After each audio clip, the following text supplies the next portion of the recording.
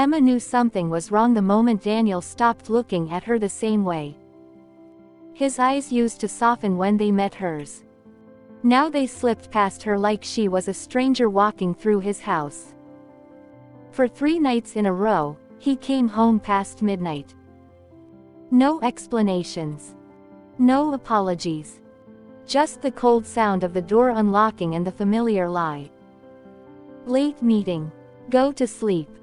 But Emma heard something else in his voice.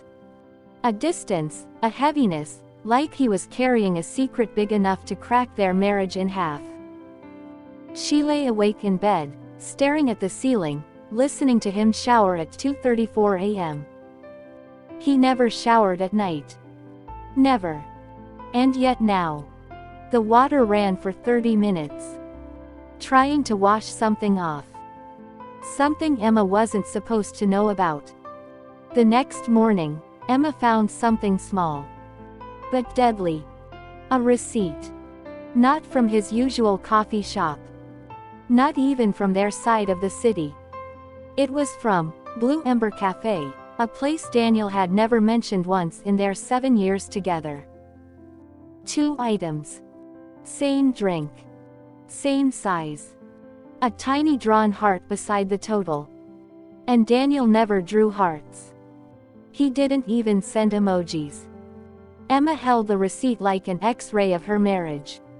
Something that showed a fracture long before the bone actually broke. Her chest tightened. Who were you with? She whispered the question into the empty kitchen. No one answered. But the heart drawn on that receipt already had. From that day forward, Emma watched him differently. She noticed how he flinched when his phone buzzed. How he angled the screen away from her. How notifications vanished faster than they appeared. One night he told her, "I'm going to the gym." Daniel hadn't stepped foot in a gym since college. Emma followed him. Slow. Quiet. Staying 2 cars behind. Her hands trembled on the steering wheel when he turned left. Not toward the gym. But toward a hotel. She parked far enough not to be seen but close enough to witness it. Daniel stepping out of his car, checking his reflection in the window, fixing his shirt. And smiling. A smile Emma hadn't seen in months. A woman stepped out from behind one of the pillars. Long hair. Red dress. He walked straight toward her. Emma's whole body went numb. The man who hadn't touched her face in weeks. Cupped this woman's cheek like he'd been waiting all day just to do that. Emma didn't sleep that night. She didn't cry either. Her body was too stunned, too hollow for tears. Morning came like a punishment. Daniel walked into the kitchen with that same fake exhaustion he'd worn for weeks. Emma asked softly, "Where were you last night?" Daniel didn't even blink. "Told you. Gym." Emma slid the receipt from Blue Ember Cafe across the table. He stared at it. His jaw tightened. "Why are you going through my things?" Emma's voice cracked. Not from weakness, but from the weight of holding everything inside. "Because you won't tell me the truth." Daniel's face shifted, not with guilt, but annoyance. "You're overthinking everything. We're adults. I can have friends. Friends don't meet at hotels. Friends don't draw hearts on receipts. Friends don't erase their messages every night." That evening, Emma sat on the couch, hugging her knees to her chest. Every sound in the house felt louder. The refrigerator humming, the clock ticking, the faint creak of the floor. Daniel locked himself in the bedroom with his phone again. She stared at the closed door, feeling like she was watching the last minutes of her marriage. Then her phone buzzed.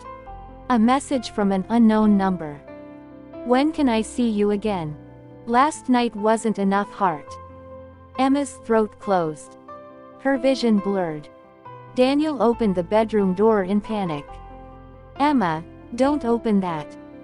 But she already had. Her whole world collapsed quietly, violently, in one single second.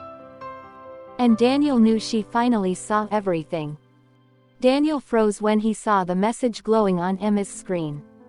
For a moment, the room felt dead. No air, no sound, just the sharp silence of a truth that finally had nowhere left to hide. Emma's hands shook so hard she almost dropped the phone. Who is she, Daniel? He didn't answer. Didn't breathe. Didn't even blink. Emma stepped closer, staring straight into his fear. Tell me her name. Daniel opened his mouth, but nothing came out. Not because he didn't know the answer, but because he knew that saying it out loud would destroy everything he still hoped to salvage.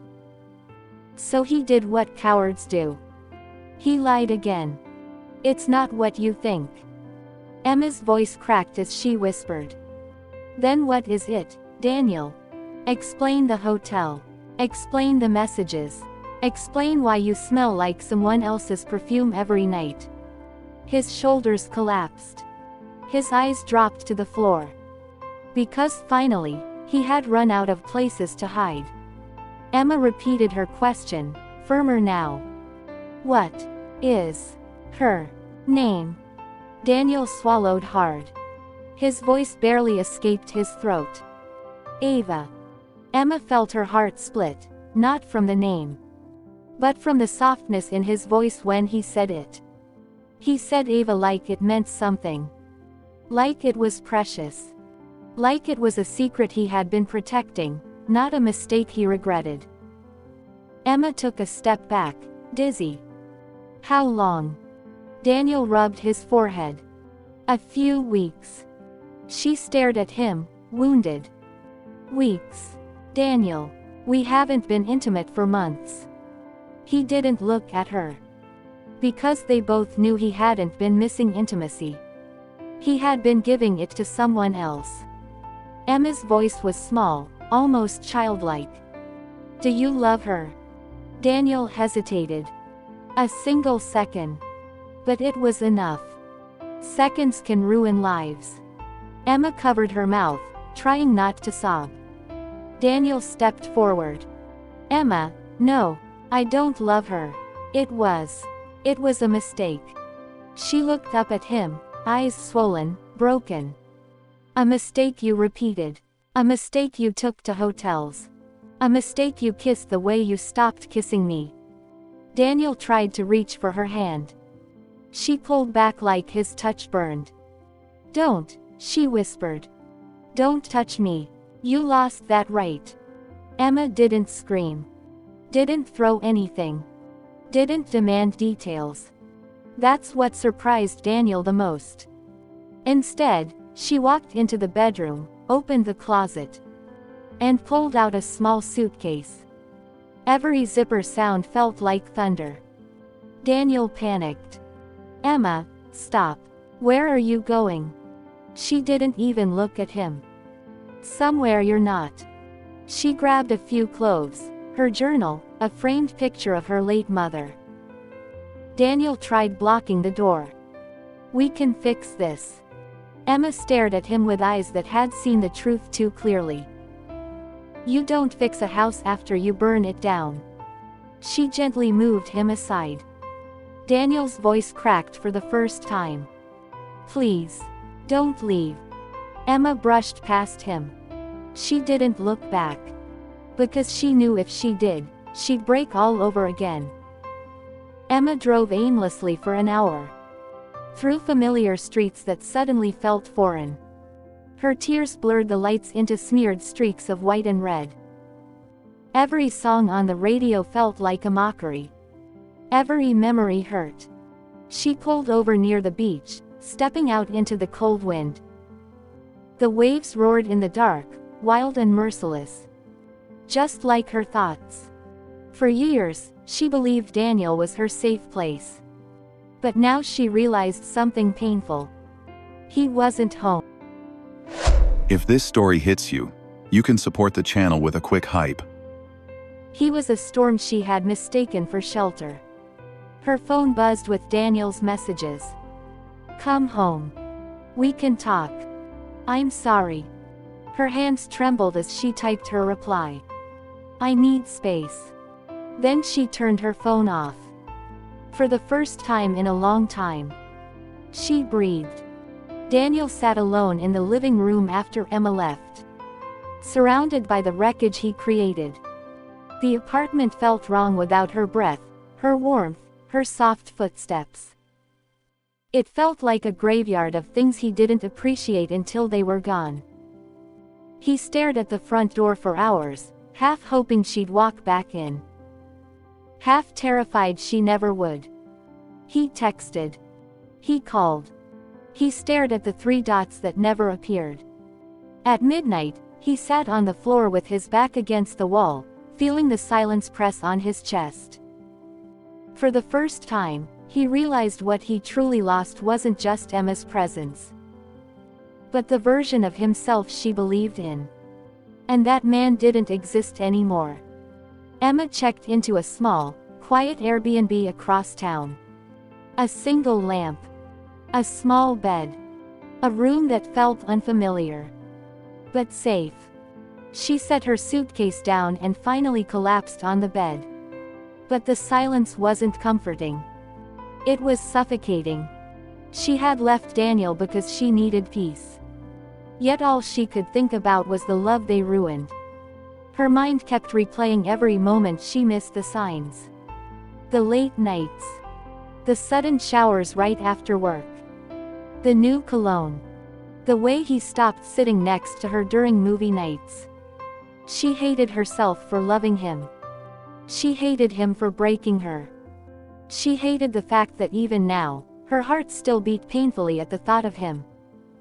She buried her face in the pillow and cried until she couldn't anymore. At 3:17 a.m., Daniel did something reckless. He called Ava. Not because he wanted her. Not because he missed her. But because he needed to feel in control of something. And Ava was the only chaos he understood.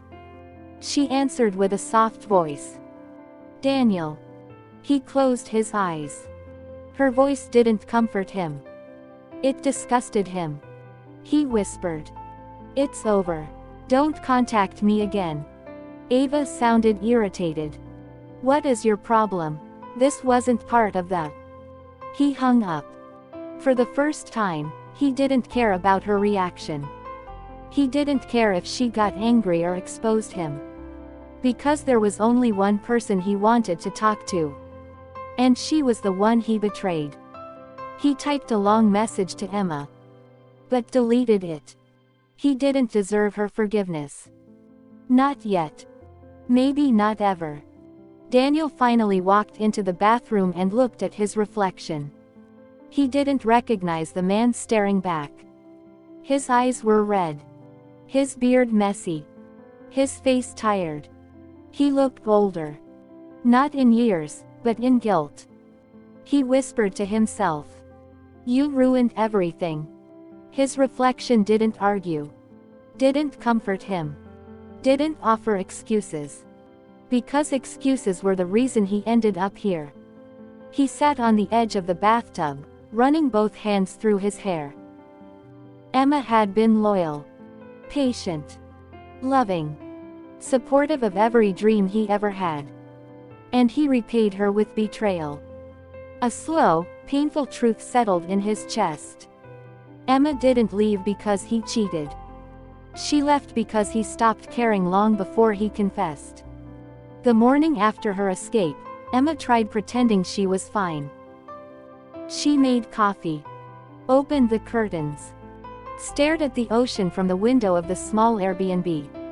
But her hands trembled so badly she spilled half the cup on the counter. That's when she broke again. Her knees buckled, and she sat on the floor, shaking, crying into her hands. The host's elderly neighbor, a gentle woman named Margaret, knocked on the door after hearing the sound of something fall. Emma opened the door with red eyes. Margaret didn't ask questions. She simply offered a warm, motherly hug. The kind that holds you together just long enough to keep you from shattering again. Emma whispered. I don't know how to move forward. Margaret gently replied. You don't have to know. You just have to keep breathing until the pain changes shape. For the first time, Emma felt a tiny glimmer of something she hadn't felt in days. Not hope. Not healing. Just strength. The smallest seed of it. The next morning, Daniel woke up on the couch with a stiff neck. And a phone full of unsent messages to Emma. He finally typed something simple. Can we talk? I'll wait anywhere you want. He didn't expect a reply. But she sent one. Just 2 words. Not ready. Those 2 words hit harder than silence ever could. Daniel didn't argue. Didn't beg. Didn't try to convince her. He simply sent. Whenever you're ready, I'll be here. Then he put his phone down. And forced himself to face the consequences. He cleaned the apartment from top to bottom.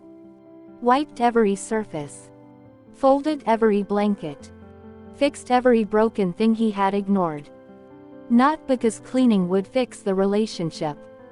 But because he wanted the home to look like a place someone could heal in. Even if she never returned. While Daniel tried to rebuild, chaos knocked on his door. Literally. Ava showed up, eyes wild, hair messy, breath unsteady. You're ignoring me. Daniel stepped back. Ava, leave. There's nothing between us anymore. She laughed. A sharp, bitter sound. You think you get to just erase me? After everything? Daniel clenched his jaw. Yes, I do. Ava's expression changed. Something cold replaced the anger. Emma doesn't even know half the truth, Daniel. That sentence stabbed him in the chest. He replied quietly. And I'll live with that. But you don't get to hurt her anymore. Ava stared at him for a long moment. Then whispered. You'll regret this. And she left. But her words stayed behind. Poisonous, lingering, crawling under his skin. Emma spent the day journaling, walking near the ocean. Trying to process everything. But every time she felt a little stronger. A memory stabbed her again. Daniel laughing with her at 2 a.m. Daniel holding her hand during tough days. Daniel hugging her from behind while she cooked. She hated that her heart still remembered the good moments. Even while her mind replayed the betrayal. She sat on the pier, legs dangling over the water. Watching the waves crash below. A little boy walked by holding his mother's hand and asked. Mommy, why does that lady look so sad? The mother gently pulled him along. Emma forced a smile. It was a fragile thing.